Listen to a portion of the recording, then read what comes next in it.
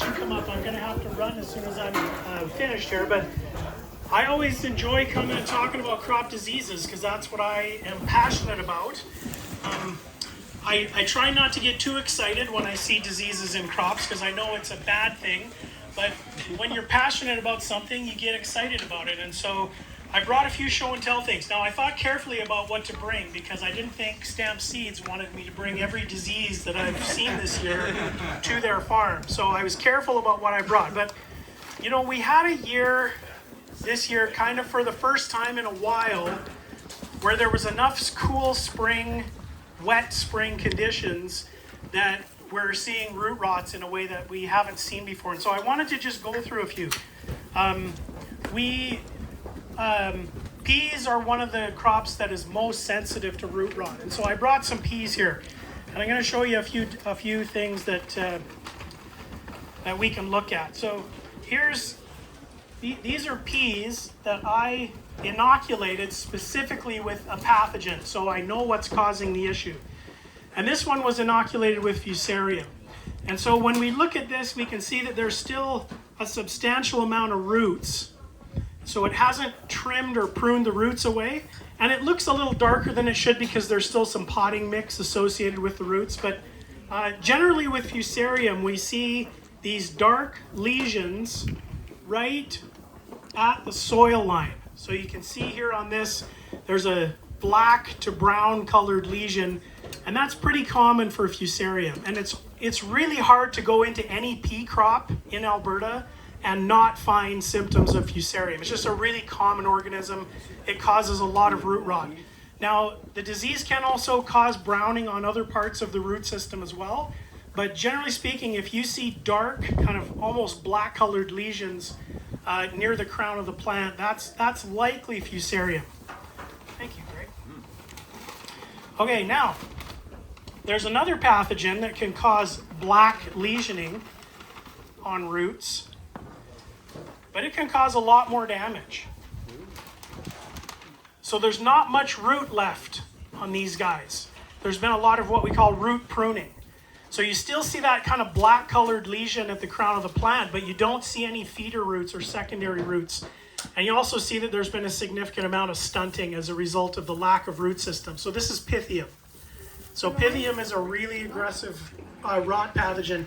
And we do see Pythium in pea fields from time to time, but it really depends kind of on crop rotation and how much moisture there is.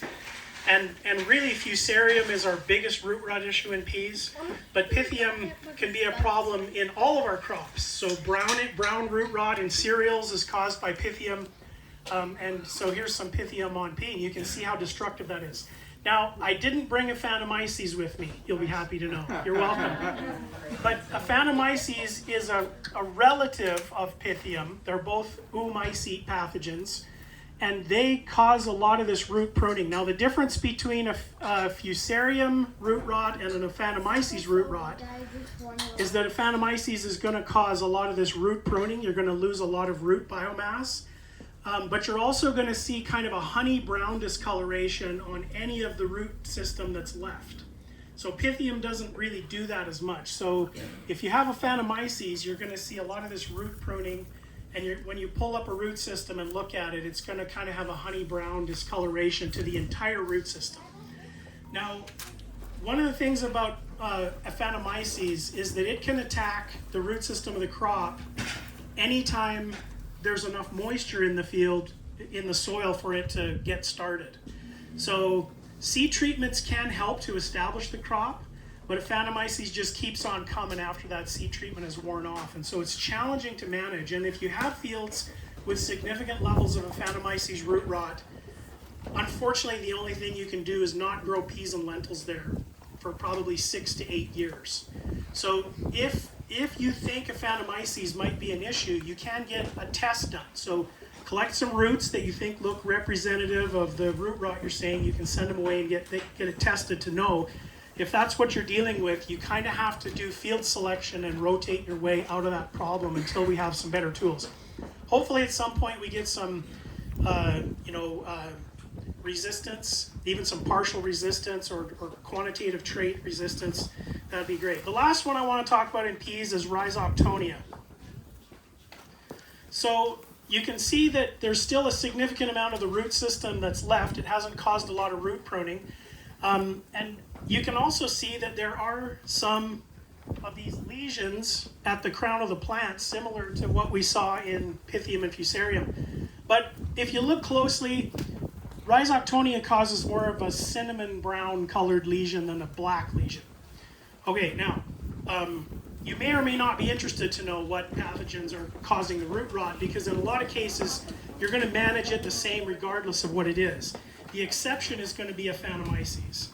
But scouting and kind of having an idea of what's going on in your field, so that when we do get years where there is a significant amount of cold, wet soil or compact soil in the spring, we can be prepared to deal with this.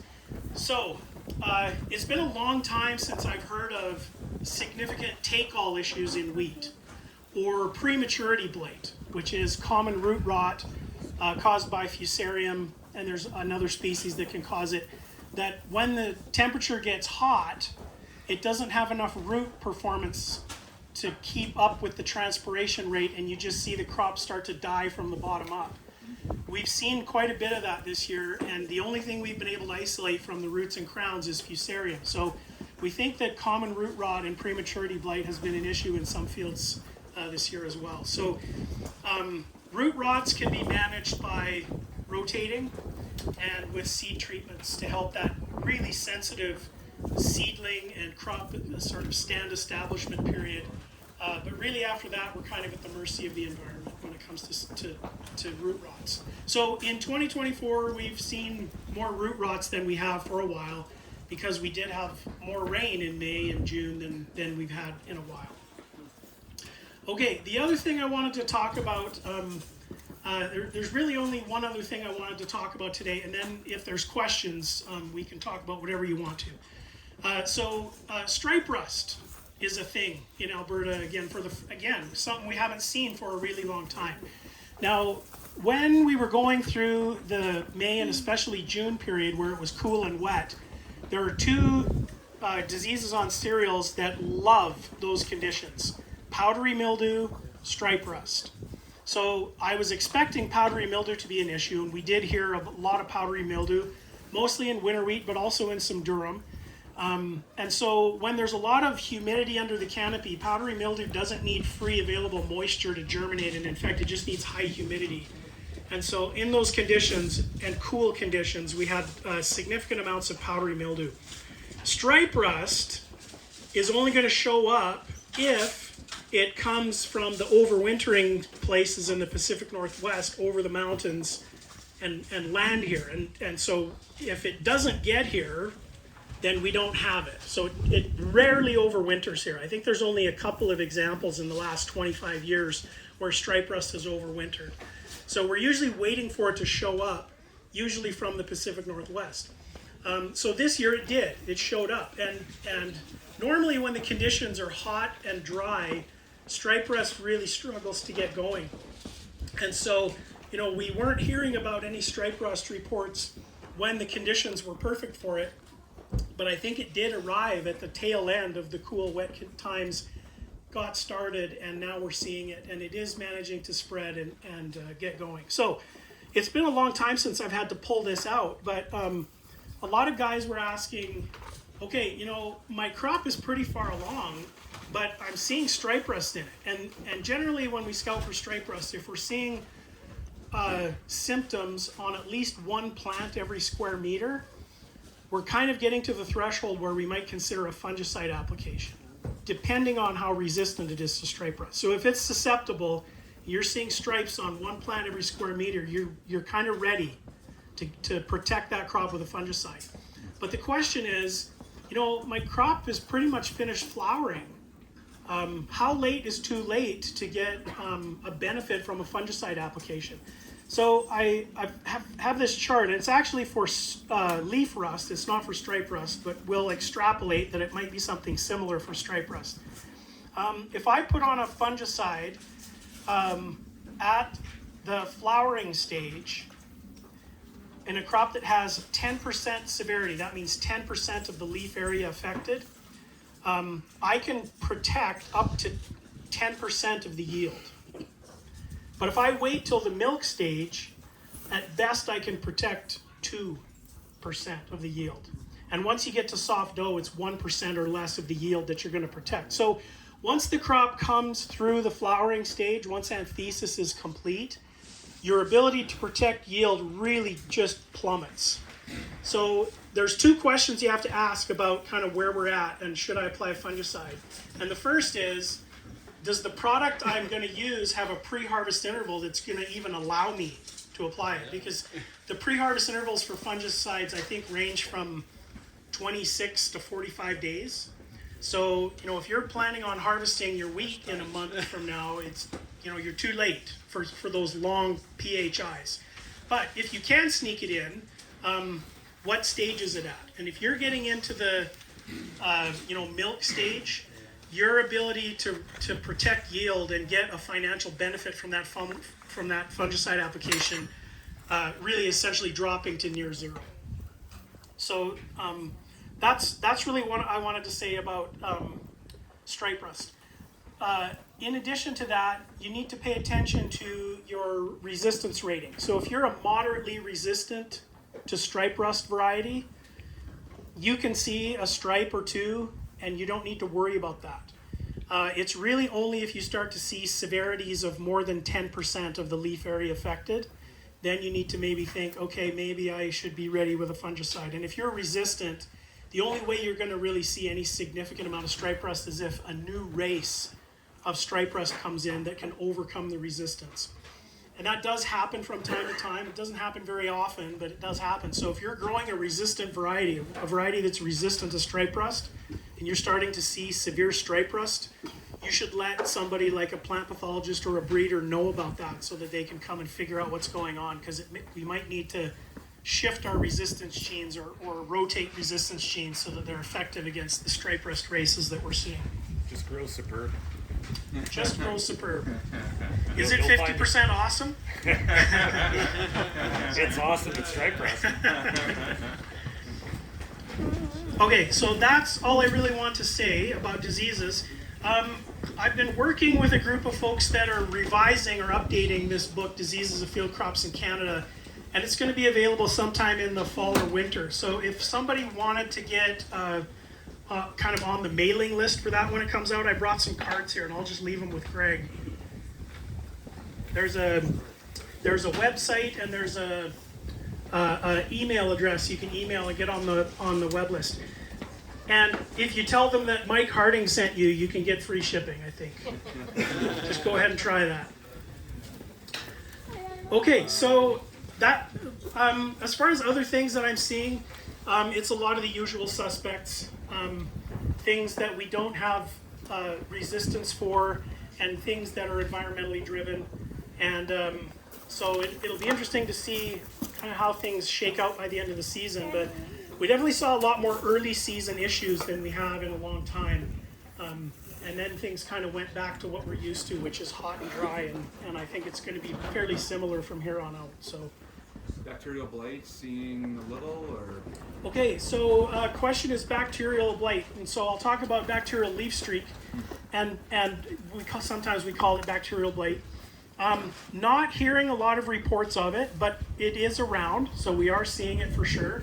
But I don't know if we're just getting better at managing it. We don't have a lot of tools to manage it, but if we're not, I think that the times that we see the real disasters, we can usually trace that back to farm-saved seed that just got increased levels of bacterial leaf streak on to the point where it was kind of catastrophic. So if we're careful about how much is on seed, that's usually the primary kind of source, but it's around, and there really aren't any in-season management tools yet that are going to help us. So in some cases, we just have to ride it out. And the good news is I'm seeing and hearing less of it.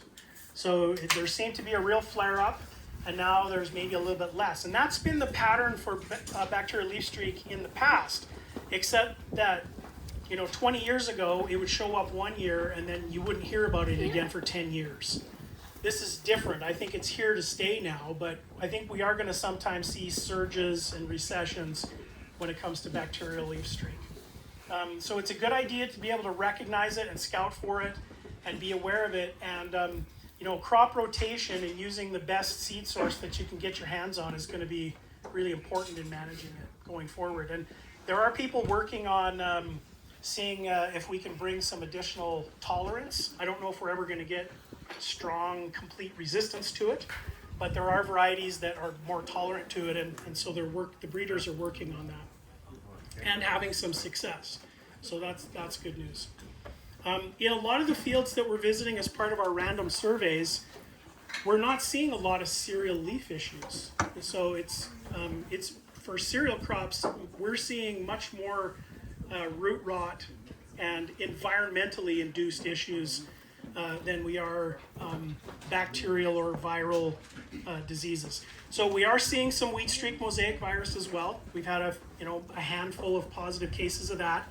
And again, pretty much in 100% of those cases, that's traced back to a green bridge. So there was a winter wheat crop that the wheat streak mosaic virus overwintered on, or a cover crop that was planted in the fall that it overwintered on. And so breaking that green bridge, that's your primary method for avoiding wheat streak mosaic. So it's important to keep that in mind. If you're growing winter wheat, try not to have it green at the same time as your spring seeded crop. So sometimes you might have to delay seeding of winter wheat to break the green bridge. But if you don't want wheat streak mosaic virus, sometimes that's the only way to do it. And if you have winter wheat volunteers, that can also be an issue. Okay, any other questions about diseases?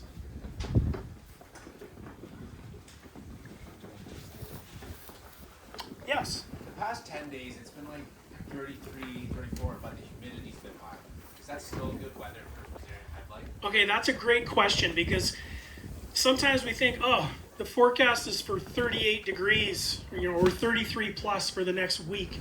There's no way diseases are going to be able to, do anything. The thing we have to remember is that it's only, above 30 degrees for, say, 7 or 8 hours of the day. So there's still a whole nother part of the nighttime where not only is the temperature really conducive for disease, there's really high humidity. And so absolutely, diseases are still going to keep rolling. So when it's 35, that environment is pushing against disease progression and disease severity, but that eases off as soon as the temperature drops back into the 20s and there's high humidity. So if you want to see crop diseases do their best, warm, wet conditions. And so whenever it's warm and wet, we're going to see the maximum amount of disease. The only exceptions to that are the cool-loving diseases, like I mentioned, powdery mildew and stripe rust, and some of the fungal pathogens that like cold, wet soils. But generally speaking, when we have warm, so 25 to 28 degrees, and humid or rainy conditions, that's when the environment is really going to drive disease severity. So yeah, if it's 35 degrees and the relative humidity is 10%, there's very, very few diseases that are going to be able to really make any headway under those conditions. But if for 8 to 12 hours at night, it's 25 and 80% humidity, away they go. And you can actually see this with some diseases. So we haven't had late blight in potato for a long time, but you could actually see that disease. At night, it would move, like 20 meters into the field, and then it would just stop once it was too hot and dry. And then when it got cool and wet again at night, away it would go another 20 or 30 meters. So yeah, the environment is going to have a lot to say about disease severity, but the hot conditions we're having aren't going to eliminate disease. And if there is a lot of humidity, it's actually the warm, wet conditions are going to make it really go. Okay, good luck managing diseases this year, everyone. And if you see anything unusual or anything you need to get a diagnostic support done on, please let me know. I'll be happy to do what I can. And I'll turn it back to Greg. Thanks. Thanks, Mike. So I think Mike is going to run away pretty quick here. So if you do want one of his cards, he's got a few cards. Catch him as he heads that way for a card. The lunch is ready, so I think what we're going to do is we'll just pause. Maybe Dad, do you want to come up here and maybe say grace for us? Yeah, the default.